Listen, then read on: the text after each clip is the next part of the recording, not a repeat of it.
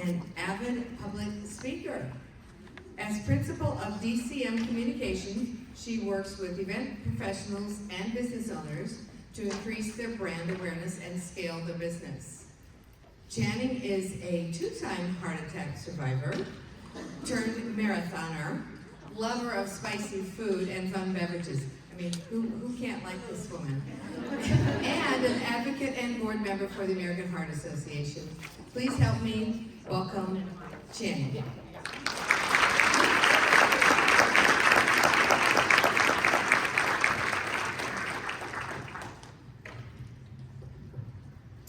Bobby, she can pull it off. She's got them on her. Oh, absolutely. Okay, I'm gonna let you do that. What kind of marketing consultant would I be if I didn't say yes to every photo opportunity? This is all future marketing content. Yes, I'll get that. Thank you.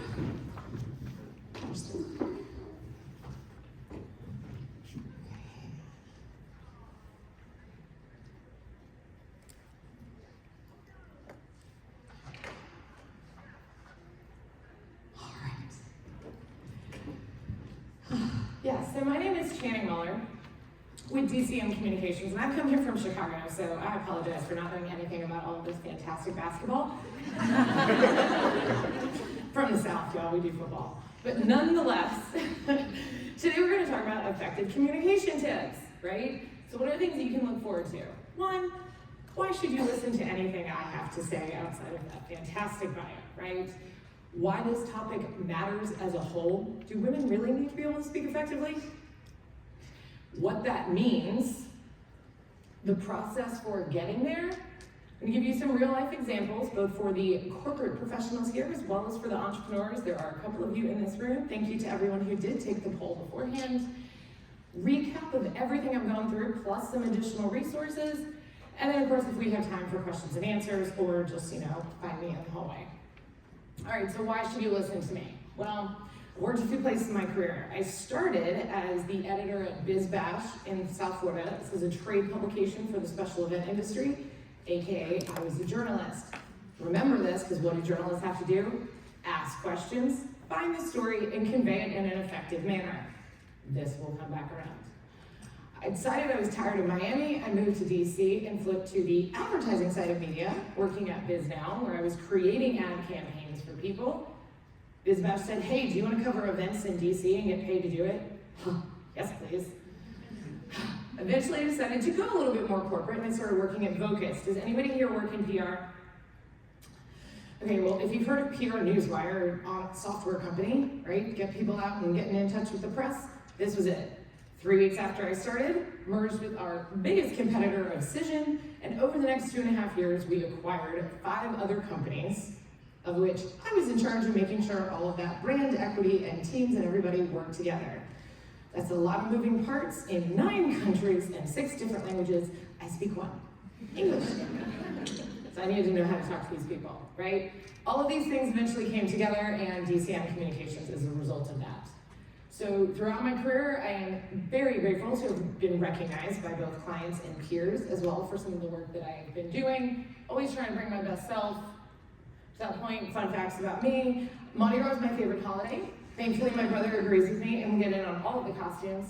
I'm down for every beverage, from coffee to cocktails. I'm gonna say yes.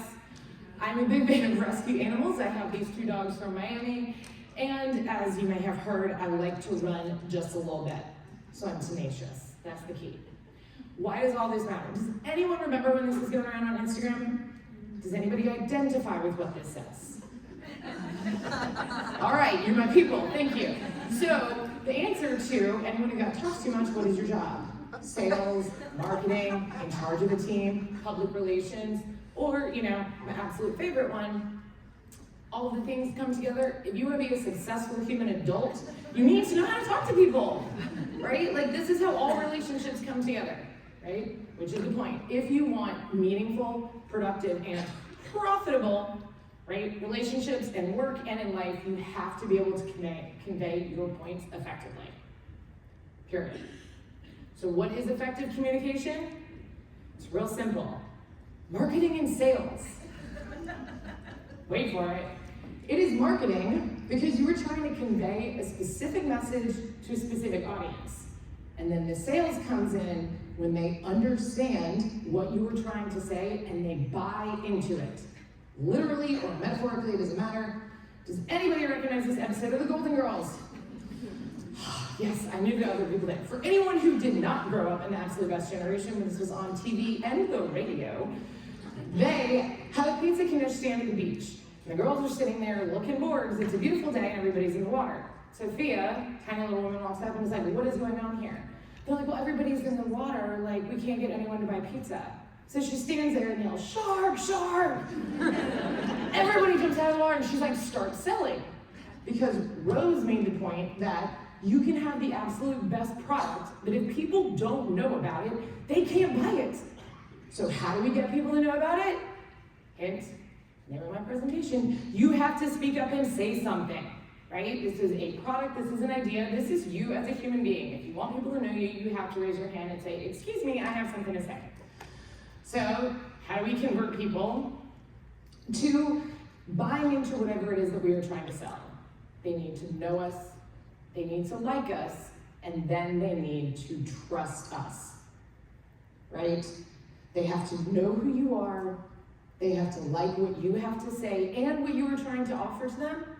And then they have to trust that you're going to follow through and be able to deliver it to them. Amazing. I know. So cool. So cool. Because it really is that simple. It's what everything comes back to is know, like, trust. So how do we move people through this? I'm going to add one more step because it's technically 4. You have to define what is your goal. What is the point I'm trying to get across? Who is it that I need to talk to in order to make this happen? How can I craft a message they're going to understand and then convert them? Key aspect. This is why the sales has to be part of your overall marketing plan. So here are a couple of goals from a corporate side of life. Right? Let's say you want to get a new job. You want to raise or a promotion. You want to pitch a new idea. We have to know where it is that we are starting from.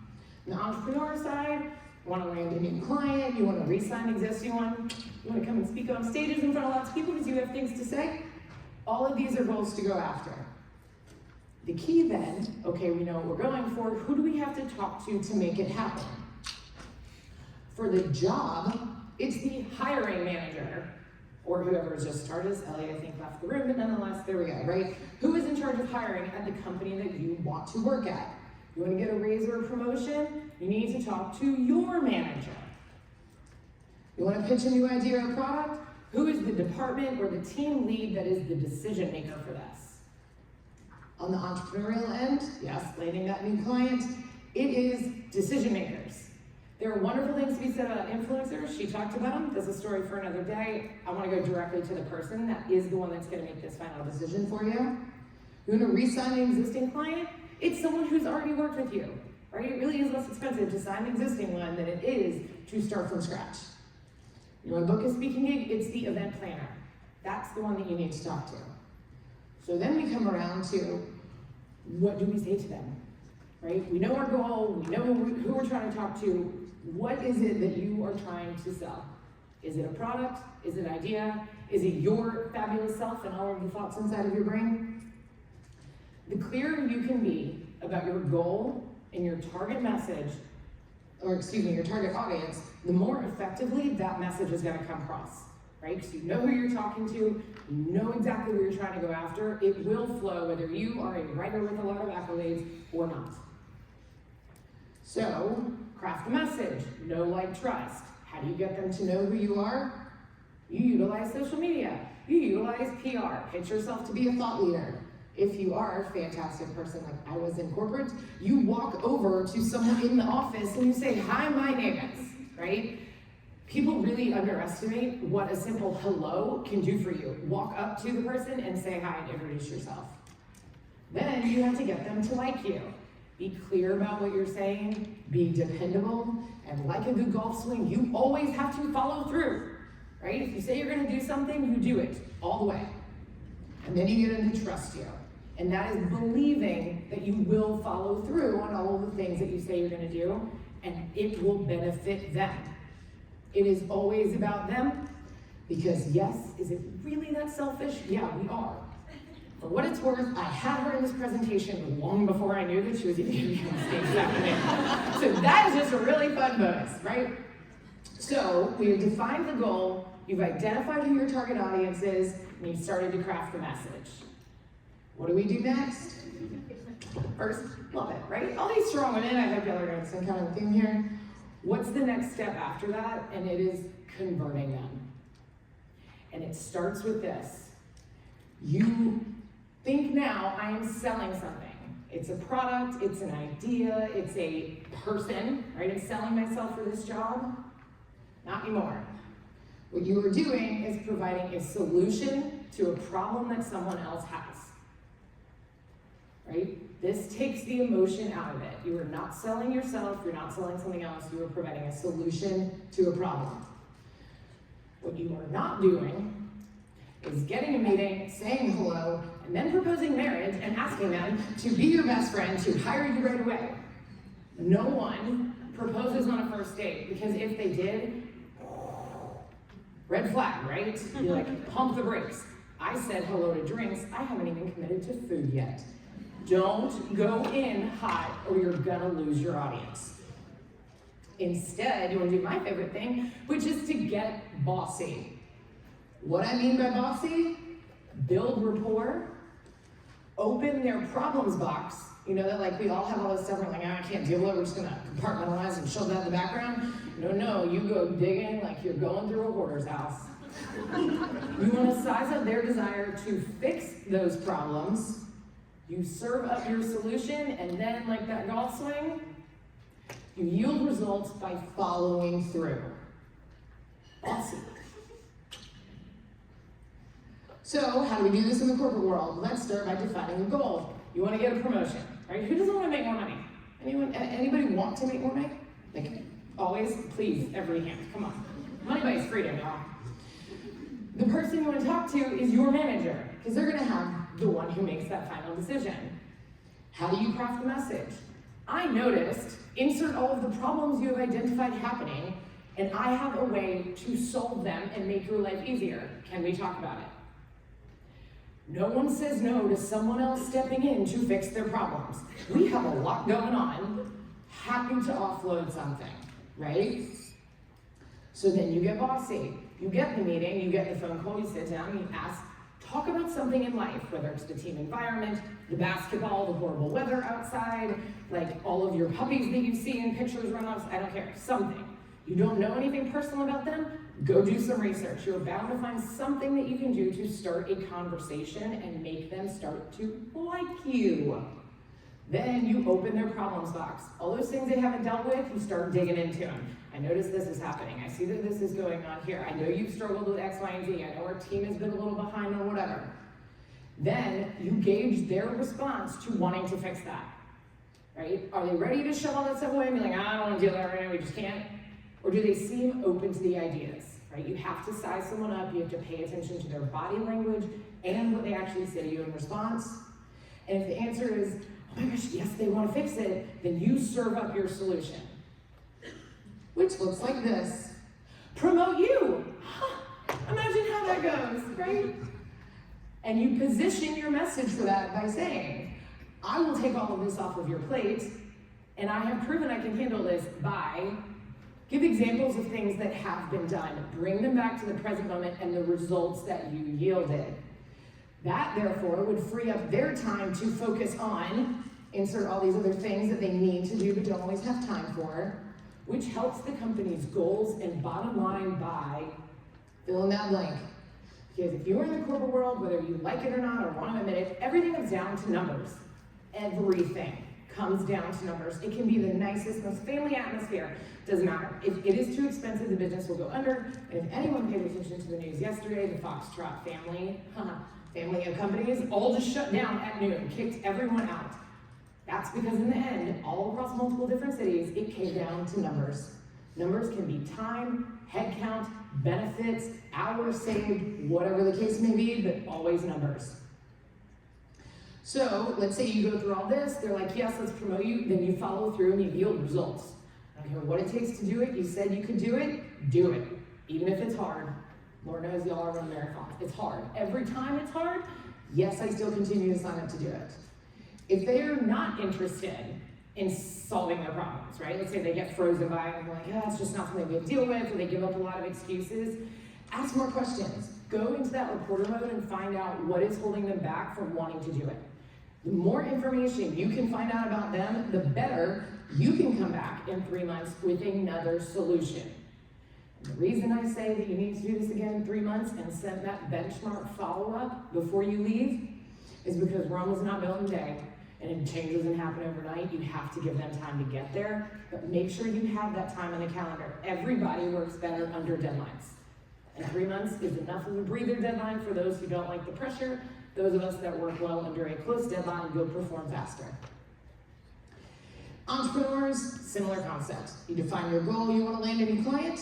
The ideal client in that case is not a company that you want to work with, it's the person who makes the decision.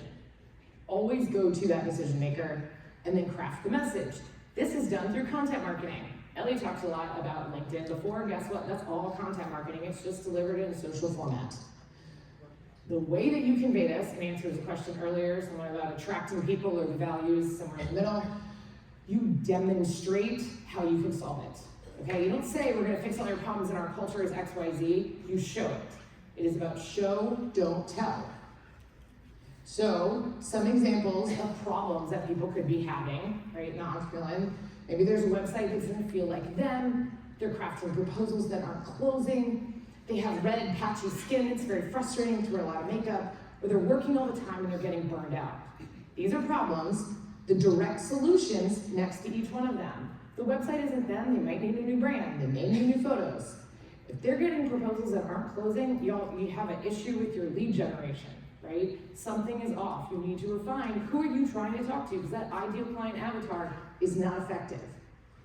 Bad skin, maybe they need a facial. You're not saying, oh, come in and treat yourself. It's like, no, you have this problem, here's a solution for it. And of course, if you're working all the time, outsource, hire people to help you. Go talk to Ellie, she just did a whole thing about hiring people. All right, so let's say you get the meeting. You're like, yes, I got the meeting with the new client, with the potential client, I have the phone call, whatever the case is. You do the same thing again, and you get bossy. If they are truly that ideal client, then you serve up the solution. And I want to point this out that you get to choose who you work with. If you have a side hustle, if you have a small business, you don't have to work with anyone. That's kind of that is the beauty that balances out the entrepreneurial roller coaster that people spend a lot of time riding, right? Is that you get to choose. And then of course you yield results. If they are not the ideal client, how do you say no to someone? It's the same thing if you're trying to hire someone or looking to be hired.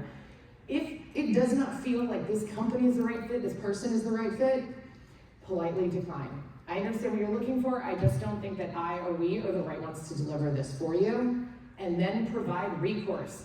But this person would be able to help you. Here are some other places you could go to find out more information. Provide something else. You never know when you're gonna need somebody in the future or when that connection could pay off from you. Focus on long-term relationships, don't build a bridge. And the more willing you are to help people when they're not paying you or you're looking to hire them or anything else, the more it will pay off in the long term, right? Farming, we're farming here. And remember that just because someone wants to work with you, they could seem amazing and ready to throw all the money at you in the world, you own your business, you get to choose. So, final takeaways here, I want you to remember, key principle is know, like, trust. If anyone, even if it comes down to where am I gonna go for dinner, they have to know who you are to make the decision, they have to like you, and they have to trust that the restaurant that you recommend or the project that you wanna start is a good one for them. It doesn't just benefit you, and these are the ways that you can do that. You move them through by defining the goal, identifying your ideal client, crafting a message that will resonate with what they need, and then you convert them by getting bossy. Now, here are 2 additional resources if people are struggling to fit marketing and sales into your everyday role, in addition to all the other things that you need to do. That guide at the top is going to break down tasks you can do in 5 minutes, 10 minutes, 20 minutes, or 30-minute chunks of time. Bottom one provides 14 days worth of social media content. So if you were stuck on the personal brand side, because yes, you all have one and should be utilizing it, this will give you prompts. What is it you should create, where to post it, how to use it. Okay. We'll let a few more phones take a scan, and then in the meantime, does anybody else have questions about what I have got over here? Everybody feels ready to stand up on a stage, go and pitch their idea, and be like, yes, I got this. All right, well, everyone's alive, so I always like that. Any questions about effective marketing? Communications. How do you ask someone on a date? How do you not overwhelm them when you ask for a LinkedIn connection? Which actually, I'm going to point that out now. It's a fun little ad hoc since I have a minute. When you're connecting with other people, connect with them. Do not immediately then send them a DM and be like, okay, great, let's set up a call to talk. Let them talk to you on the platform where you connect with them first. It is like dating. Have a conversation there. If they're not willing to reply to a message or a connection request, they're not going to be real interested in setting up a call. That's like proposing marriage right away. Be patient. Provide something of value to them. Follow up with that anecdote, building rapport. I met you at this conference. I heard you in the same session we were in here. We both laughed at the same thing. We thought that person sounded ridiculous, whatever the price is, right? Bond with people and continue that conversation from in person to online, and then it will come back offline afterwards. If you found this helpful and or would like more tips from me, I would love that as a code you can set up a call directly on my calendar. Thank you very much for your time today.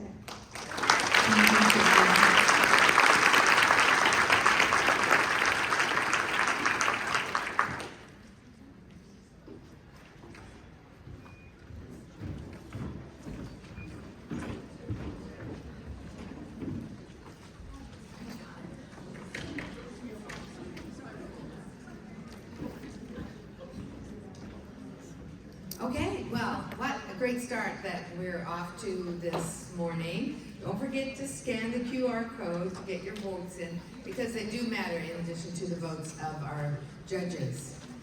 That's it. It's